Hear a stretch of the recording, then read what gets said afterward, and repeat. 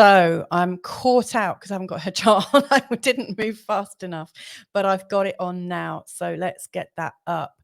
I do actually feel a bit like a super sleuth when I'm looking at charts now. It feels like I'm looking at the patterns and like shining the light and seeing what's going on.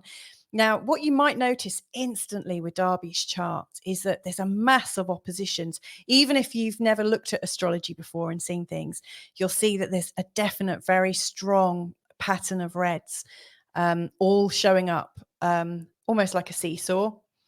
With a lot of things down here and a lot of things in the opposite place. So these are all oppositions, these lines that cut through.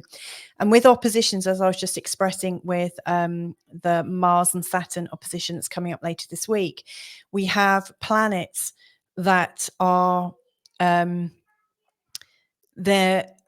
they are absolutely kind of projecting onto the other. That's kind of how they're expressed. Now, Darby, as you can see here, in fact, Darby's got an opposition between her sun and her moon, which is also known as a full moon.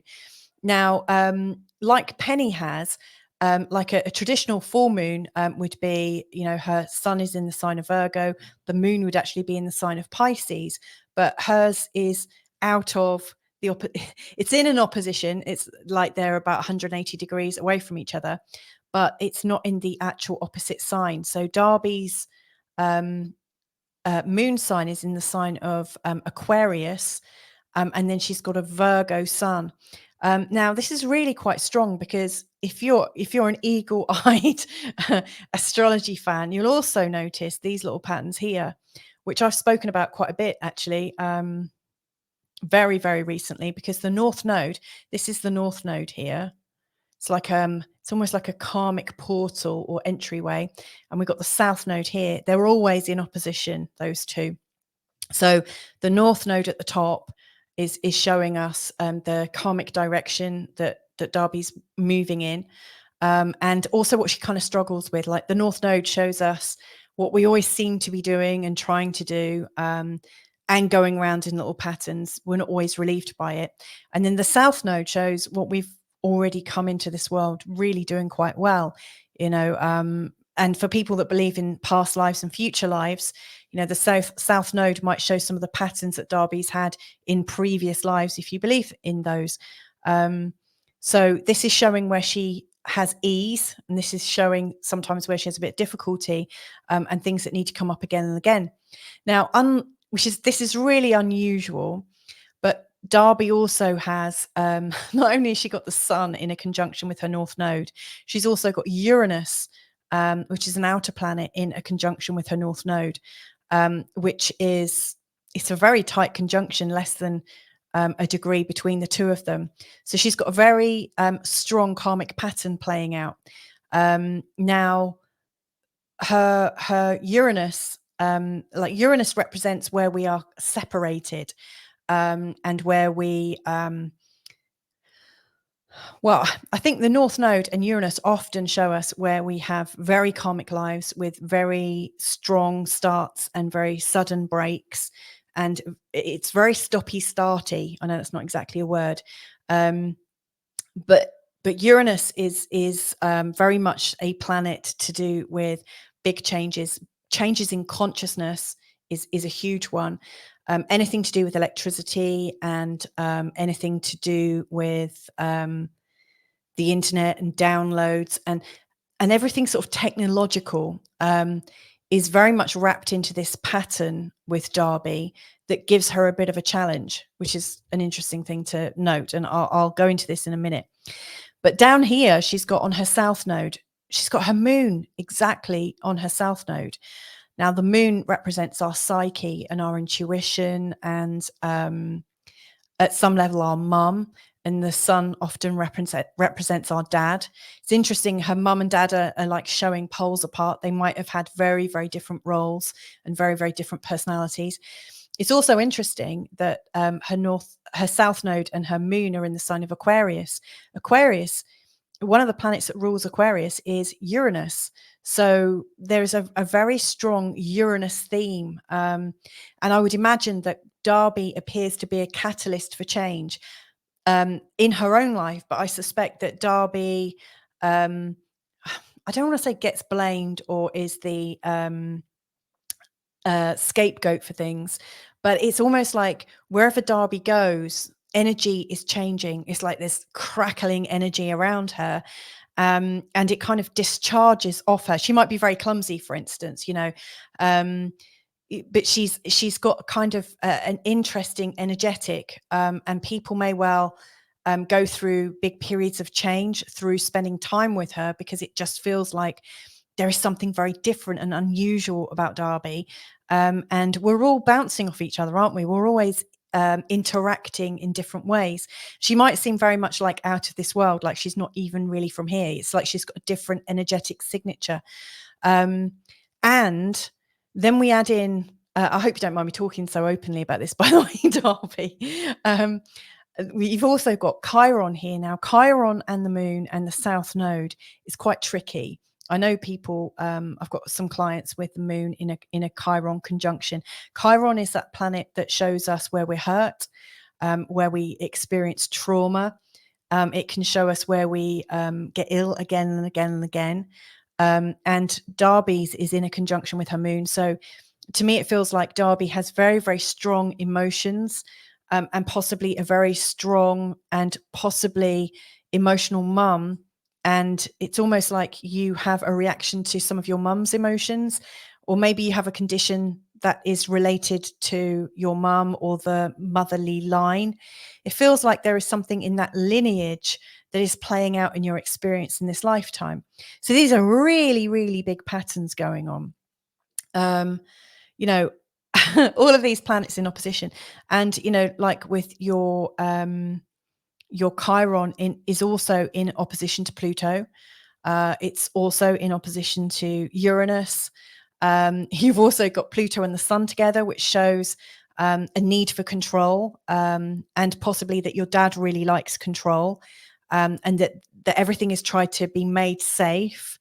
And sometimes that makes it difficult for you to find your individuality. And there's a whole mass of things playing out here at the same time. And with Pluto and Mercury together, you've got this very sort of investigative mind, really curious mind. I can see why you're interested in astrology, by the way, because most astrologers have very strong Uranus, a very strong Chiron, because we're interested in healing, often a very strong and piercing way of investigating, which is very much a Pluto and a Mercury thing.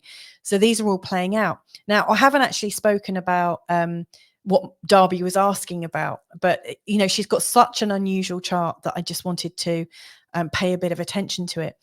And before I move on to what she's actually wanting to know about, I should also say she's born at a time when Saturn and Jupiter are together, which doesn't happen every day. It happens very, very rarely, like every 20 years or so. So this is very unusual. And also Jupiter and Saturn are also in opposition to Venus. So there's a whole heap of things going on here. It's like Darby broke the mold is probably what I would say. Now, speaking of breaking molds and whatnot, Darby has expressed to me that she, let me just go through. So I'm just having a quick look behind the scenes at the message that she sent me. So she's an overachiever and has found herself unemployed at the moment, and has had a lot of illness, which she's recovered from, and yet it feels like it's holding her back, as if somebody knows that she's been ill, and it's very, very difficult to get back into work. She's also feeling prodded to go into business for herself, which scares her.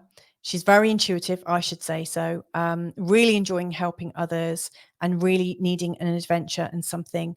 And you've asked what to focus on. You're saying, what's my next phase? What do I want to be when I grow up? You love animals. You're an animal whisperer with several different species, horses, dogs, cats. It's also a dream of yours to have an animal recovery farm centre home for the injured. And you're also an avid gardener. My friends tell me that gardening is my love language. I love that so much. So before I actually read this, I just want to check in with Darby to see if there's any comments coming in case she's saying, shut up. So Darby is saying, looks like a school teacher graded my chart. Bless you. You're saying yes, high energy. Yes. Okay. Well, I'm going to carry on with what I'm going to share with Darby right now in terms of how things can open up, and also how Darby can keep well. What really, it's interesting that she said something about teaching. It looks like someone's like put crosses or whatever on the homework, because you've got a lot of stuff in the third and also in the ninth. Now, the third house is very much about school and teaching things on a bit by, on a little lesson by lesson basis. And then the ninth house is about spirituality and religion and philosophy and all the bigger subjects, the deeper subjects. And it's also got a very strong teaching role. So you do have a lot of the internal teacher within you. And I suspect that your parents have had a really big role in the way you've evolved, and possibly they're big teachers, or they've got a very kind of strong guiding hand. Possibly like the moral guidance is playing out in your reality. There's also the third house is very much about your local community, and the ninth house is very much about anything apart from your local community. It's about big moves. So I think something based either where you're locally based is perfect, or that you go on some kind of trip that takes you outside of yourself. I think I can see why nature would totally work for you, given that Virgo is here and you've got so much here. Virgo is very much about Mother Nature, very much about healing through nature. The fact that you're an animal whisperer does not surprise me at all, because like I said, you've got this instinctive, really beautiful, energetic, which is very different to other people. So much so that you can communicate beautifully with animals.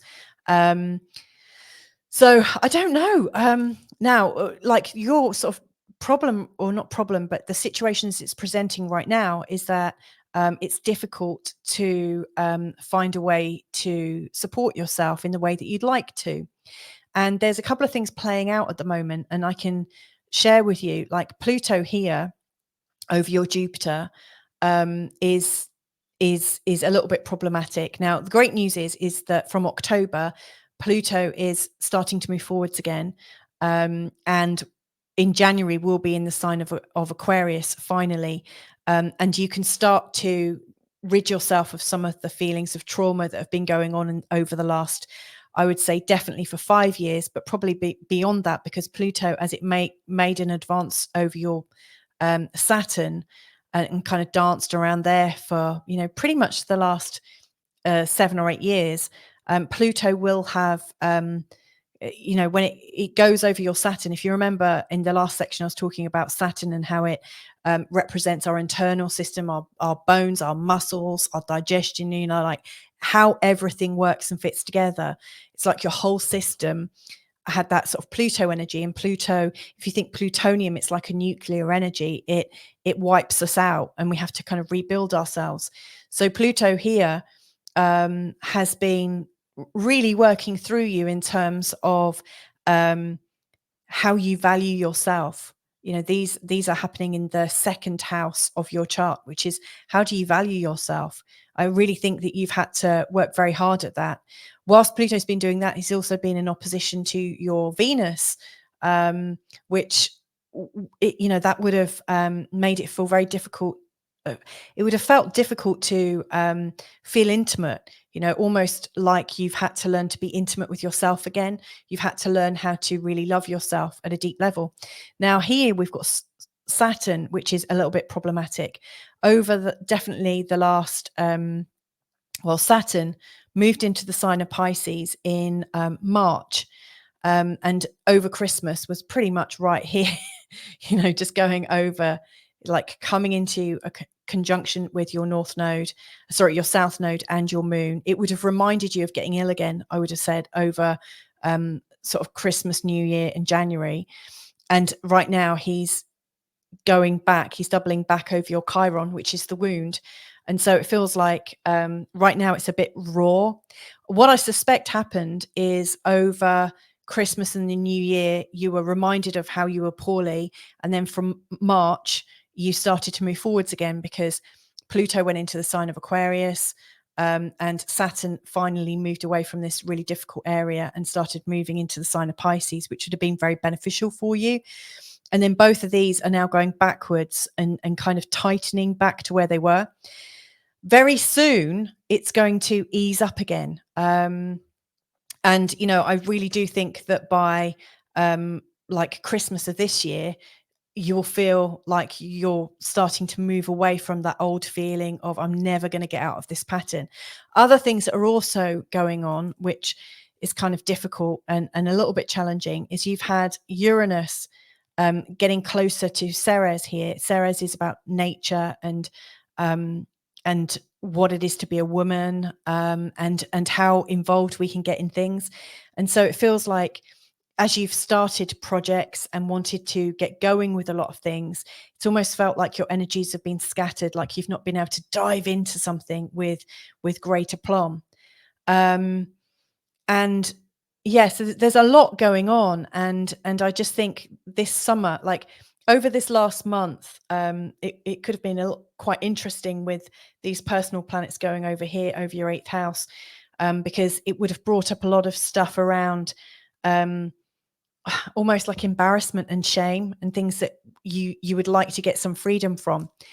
If I was in your shoes right now, Darby, I would give yourself permission to rest and recuperate until pretty much we get to mid-September. Because the reason I say that is right now you've got Venus and you've got Mars and Mercury soon, and they're all going to be over this part of your chart. And at the same time, they're going to be in opposition to Saturn. And energetically, it's a time when we don't feel very energized. It's a time when we really need to relax, when we really need to enjoy ourselves, and actually when we need to learn.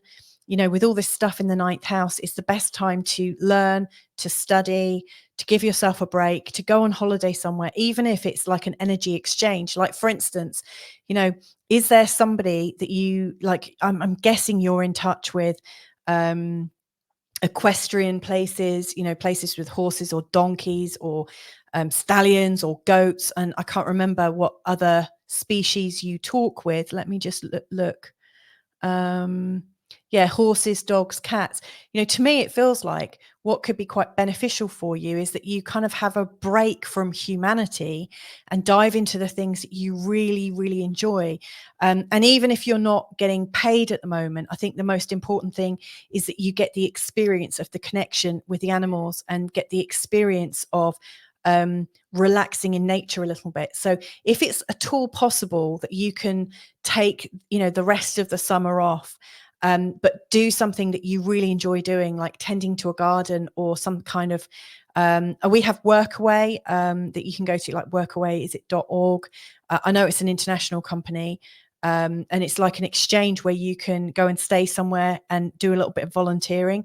And you get your food and board and stuff like that done. But if there's some kind of opportunity where you can have a break, but also do what you love to do, because I can see that you do need to be of service. You've got so much like this energy here and here, like the 3rd and 9th houses are very much associated with sharing and being useful.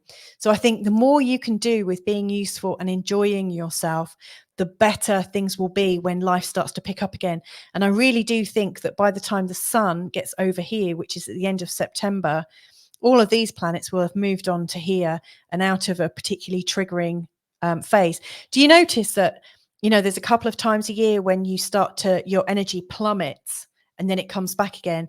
I would suggest that the end of Feb through to March, and then the end of August, the end of August through the beginning of September would be a time when your energy seems to dip. So give yourself a break. Do something you love doing, feel the connection that allows you to really express yourself in the very special way that you do express yourself. And then I'm pretty sure things will start to pick up again.